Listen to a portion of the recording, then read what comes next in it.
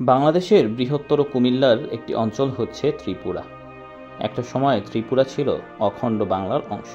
ত্রিপুরার শেষ রাজা বীর বিক্রম কিশোর মাণিক্য চেয়েছিলেন ত্রিপুরা রাজ্যকে যাতে তৎকালীন পূর্ব পাকিস্তান তথা বর্তমান বাংলাদেশের অংশ করা হয়। কারণ তৎকালীন সময়ে ত্রিপুরা রাজ্যের অর্থনীতি, যোগাযোগ ও সংস্কৃতি সহ প্রায় সব কিছুই পুরোপুরি বাংলাদেশের ওপর নির্ভরশীল ছিল। এজন্য রাজা বীরবিক্রম বহুবার চেষ্টা করেছিলেন যেন ত্রিপুরা রাজ্যকে বাংলাদেশের অংশ করা হয়। এমনকি ত্রিপুরার রাজা বীরবিক্রম ঢাকার নবাব হাবিবুল্লাহ বাহাদুরের কাছে একাধিকবার চিঠি লিখে অনুরোধ করেছিলেন ত্রিপুরা রাজ্যকে যেন পূর্ব পাকিস্তানে অন্তর্ভুক্ত করার ব্যবস্থা নেওয়া হয়।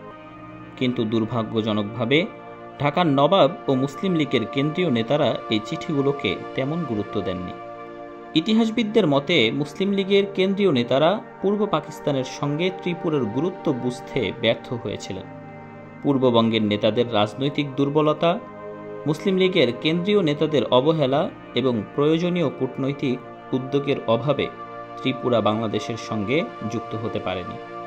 বন্ধুরা, আজকের আয়োজনে আমরা জানব বাংলাদেশের পেটের ভেতরে থেকেও ঠিক কী ভুলের কারণে ত্রিপুরা রাজ্য বাংলাদেশের অংশ হলো না, এবং সেই সাথে এটাও জানতে পারবো ত্রিপুরা রাজ্য বাংলাদেশের অংশ হলে বাংলাদেশ কতটা সমৃদ্ধশালী দেশ হতো।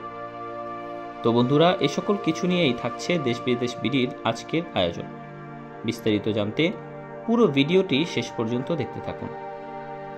ত্রিপুরা রাজ্যটি ঐতিহাসিকভাবে বাংলাদেশের অংশ। ত্রিপুরা রাজ্যের সঙ্গে বাংলাদেশের ইতিহাস কয়েক হাজার বছরের পুরনো। ভৌগোলিকভাবে ত্রিপুরা রাজ্যটি 3 দিক দিয়ে বাংলাদেশের সীমানা দ্বারা বেষ্টিত। শুধুমাত্র একটি অঞ্চল দিয়ে এই রাজ্যটি ভারতের আসামের সঙ্গে যুক্ত হয়েছে।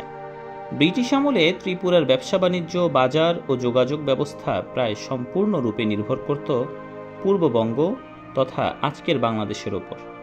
আগরতলা শহরের প্রয়োজনীয় পণ্য, শস্য, কাপড়, নুন, মাছ এসবই আসত কুমিল্লা ও নোয়াখালী হয়ে। এমনকি ত্রিপুরার রাজধানী আগরতলা শহরে যাতায়াত হতো প্রধানত ঢাকা-চট্টগ্রাম রোড হয়ে। ত্রিপুরার জনগণ, ভাষা, সংস্কৃতি ও ধর্মীয় চর্চাও ছিল বাঙালির সমাজের অংশ। যদিও সেখানে ত্রিপুরী উপজাতি সম্প্রদায়ের প্রভাব যথেষ্ট ছিল, তথাপি প্রশাসন, শিক্ষা, সাহিত্য ও শহুরে জীবনে বাংলা ভাষাই ছিল প্রধান। 1947 সালের ভারত বিভাজনের সময় ত্রিপুরার ভবিষ্যৎ নিয়ে নানা আলোচনা ও অনিশ্চয়তা সৃষ্টি হয়। ভৌগোলিক বাস্তবতা বিবেচনা করে রাজা বীর বিক্রম কিশোর মাণিক্য চেয়েছিলেন ত্রিপুরা রাজ্য তৎকালীন পূর্ব পাকিস্তান তথা বর্তমান বাংলাদেশের সঙ্গে যুক্ত হোক। রাজা বীর বিক্রম ত্রিপুরার শেষ স্বাধীন রাজা। তিনি ছিলেন শিক্ষিত, দূরদর্শী এবং আধুনিক চিন্তাধারার অধিকারী একজন রাজা। তিনি বুঝতে পেরেছিলেন যে ত্রিপুরা রাজ্য ভারতের সঙ্গে যুক্ত হলে ভৌগোলিক বিচ্ছিন্নতার কারণে পিছিয়ে পড়বে। রাজা বীরবিক্রমের ৭৮ বছর আগের সেই ভবিষ্যৎবাণী আজকের দিনে এসে ত্রিপুরাবাসী হারে হারে টের পাচ্ছে। ভৌগোলিক বিচ্ছিন্নতার কারণে আজকের দিনে ত্রিপুরা রাজ্য ভারতের অন্যতম দরিদ্র একটি রাজ্য। ত্রিপুরার মাথাপিছু আয় মাত্র ১১৩৪ মার্কিন ডলার।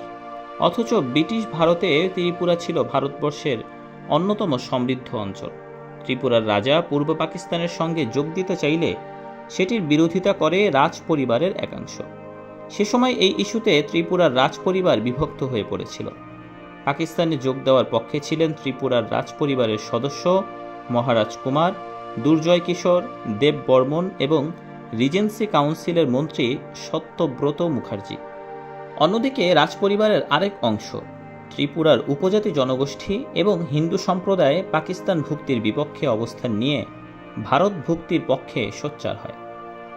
তবে ত্রিপুরার রাজা সব দিকে বিবেচনা করে ত্রিপুরা রাজ্যকে পূর্ব পাকিস্তানের সঙ্গে যুক্ত করতে সিদ্ধান্ত মনস্থির করেন। কিন্তু 1947 সালের 17 মে ত্রিপুরার রাজা বীর বিক্রম কিশোর দেববর্মনের মৃত্যু হলে ত্রিপুরা রাজ্য বাংলাদেশে যুক্ত হওয়ার পরিকল্পনা ভেস্তে যায়। বীর বিক্রম মারা গেলে তার নাবালক পুত্র কিরিট বিক্রম কিশোর দেব বর্মন রাজ্যের উত্তরাধিকারী হন। এমতো অবস্থায় প্রথা অনুযায়ী ব্রিটিশ সরকার রাজ্য পরিচালনার জন্য গঠন করে রিজেন্সি কাউন্সিল বা পরামর্শক পরিষদ। এই কাউন্সিলের নেতৃত্বে ছিলেন মহারানী কাঞ্চন প্রভা দেবী। হিন্দু ধর্মাবলম্বী এই রানী সেই রাজনৈতিক সংকটময় সময়ে ত্রিপুরাকে ভারতীয় ইউনিয়নের সঙ্গে যুক্ত করার পথে অগ্রসর হন। কথিত আছে রাজা বীরবিক্রম পাকিস্তানে যোগ দেওয়ার সিদ্ধান্তের কারণেই তাকে রাজপরিবারের লোকেরা গোপন ষড়যন্ত্রের মাধ্যমে তার মৃত্যু নিশ্চিত করা হয়। জানা যায় ত্রিপুরার মহারানীও পূর্ব পাকিস্তানের সাথে যোগদানে আগ্রহী ছিলেন। তবে মহারানী কাঞ্চন প্রভা দেবী চাইলেও ত্রিপুরাকে পূর্ববঙ্গের সাথে যুক্ত করতে পারতেন কিনা তা নিয়েও সংশয় রয়েছে। কেননা সে সময় বিহারে দাঙ্গার প্রতিক্রিয়ায় নোয়াখালী অঞ্চলে দাঙ্গা সৃষ্টি হলে বিরাট সংখ্যক বাঙালি হিন্দু জনগোষ্ঠী ত্রিপুরায় শরণার্থী হিসেবে প্রবেশ করে। স্বাভাবিকভাবেই তখন হিন্দু প্রধান রাজ্য ত্রিপুরা এবং মুসলিম প্রধান পূর্ববঙ্গের মধ্যে একটা মনস্তাত্ত্বিক বিরোধ গড়ে ওঠে। এই বিরোধ টপকিয়ে বাংলাভাষী এই দুই অঞ্চলকে এক করার মতো যোগ্য কোনো নেতৃত্ব তখন ত্রিপুরায় ছিল না। তাছাড়া পূর্ববঙ্গের উর্দুভাষীর মুসলিম নেতৃত্ব আর পশ্চিম পাকিস্তানি শাসকরাও পূর্ববঙ্গকে ভৌগোলিকভাবে শক্তিশালী করার প্রতি মনোযোগী ছিলেন না। তাদের অদূরদর্শিতা ও অবহেলার কারণেই আরাকান রাজার আবেদন সত্ত্বেও আরাকানকে পাকিস্তানের অংশ করা হয়নি। এমনকি হাতের কাছের আগরতলাও চলে যায় ভারতের করায়ত্তে। অবশেষে 1949 সালের 9 সেপ্টেম্বর নাবালক রাজা কিরিটি বিক্রম মানিক্যের পক্ষে মহারানী কাঞ্চন প্রভা দেবী দিল্লিতে ত্রিপুরার ভারতভুক্তি চুক্তিতে স্বাক্ষর করেন। 15 অক্টোবর ত্রিপুরা আনুষ্ঠানিকভাবে ভারতের অংশ হয়। ইতিহাসের সামান্য একটি মোড়ে ত্রিপুরা যদি আজ বাংলাদেশের অংশ হতো, তাহলে বাংলাদেশ পেত এক অমূল্য ভাণ্ডার, খনিজ সম্পদ, প্রাকৃতিক গ্যাস, তেল, চুনাপাথর, এমনকি ইউরেনিয়ামের সম্ভাবনাও। ত্রিপুরা বাংলাদেশের অংশ হলে বাংলাদেশ পেয়ে যেত অতিরিক্ত প্রায় 10,000 বর্গ কিলোমিটার। ত্রিপুরায় রয়েছে অসংখ্য উঁচু নিচু পাহাড়, ঝর্ণা আর সাদা পাথরের বহমান নদী, যা বাংলাদেশের পর্যটন শিল্পের সম্ভাবনাকে বহু গুণে বাড়িয়ে তুলতে পারত। বর্তমানে ত্রিপুরা রাজ্যটি ভারতের মূল ভূখণ্ড থেকে বিচ্ছিন্ন থাকার কারণে ত্রিপুরায় পর্যটকের সংখ্যা খুবই সীমিত। কিন্তু যদি ত্রিপুরা বাংলাদেশের সঙ্গে যুক্ত হতো, তাহলে বিপুল সংখ্যক বাংলাদেশি পর্যটক সেখানে ভ্রমণে যেত, যা ত্রিপুরার অর্থনীতিকে আরও সমৃদ্ধ করত।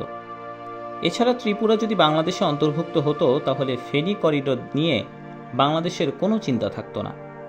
বর্তমানে বাংলাদেশের ফেনী করিডোরের দৈর্ঘ্য মাত্র 25 কিলোমিটার, কিন্তু ত্রিপুরা বাংলাদেশের সঙ্গে যুক্ত হলে ফেনী করিডোরের আয়তন বেড়ে যেত কয়েক গুণ।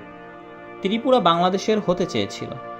রাজা বীরবিক্রম কিশোর মানিক্যের দূরদর্শী নেতৃত্ব, বাংলা অর্থনীতি ও সংস্কৃতির প্রতি তার বোঝাপড়া এবং সামাজিক বিন্যাস সবই নির্দেশ করেছিল যে এটি বাংলাদেশের অংশ হতে পারত। কিন্তু রাজনৈতিক দুর্বলতা, মুসলিম লীগের কেন্দ্রীয় নেতাদের অবহেলা এবং ব্রিটিশ শাসনের শেষ পর্যায়ের জটিল রাজনৈতিক পরিস্থিতি ত্রিপুরাকে বাংলাদেশের সঙ্গে যুক্ত হওয়া থেকে বিরত রেখেছিল। তো বন্ধুরা, আপনার কি মনে হয়, ত্রিপুরার রাজা বীরবিক্রম বেঁচে থাকলে ত্রিপুরা বাংলাদেশের অংশ হতেও পারত? আপনার মূল্যবান মতামত জানিয়ে দিন আমাদের কমেন্ট বক্সে। দেখা হবে পরবর্তী কোনো ভিডিওতে। সে পর্যন্ত ভালো থাকুন। আল্লাহ সকলকে সুস্থ রাখুন। আসসালামু আলাইকুম।